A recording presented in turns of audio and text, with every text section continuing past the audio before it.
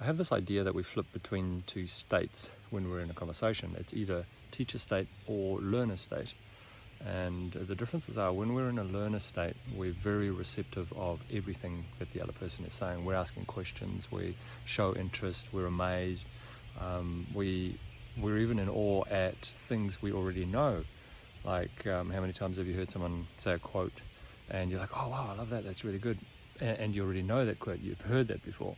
But because you're in learner state, you're very receptive and you're very open to everything that's coming your way. When you're in teacher state, you're trying to offload or impart whatever knowledge you have or anything you feel that may benefit the other person. The problem, if you're not in a healing state of your life, you have the likeliness of entering into a conversation in teacher state.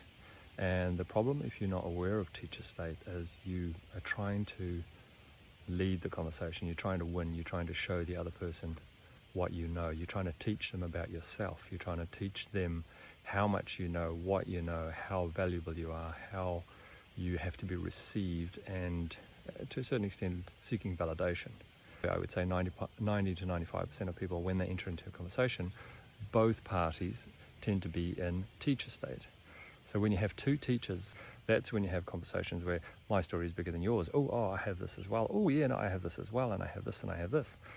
The moment you're aware of these two different states, if you can switch into learner mode and enter all conversations in learner state with the intention that the other person is there to try and find information to better their life, that gives you a heads up, because now you're aware of what the other person's intention is.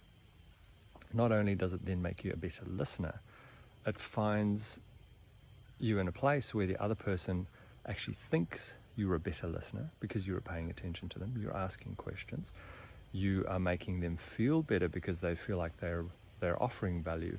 And by default, your conversation will get to a stage, if this person is the type of person that you would have a continued communication and relationship with, you'll get to a stage where that person would find value in what you have to offer and what you have to say.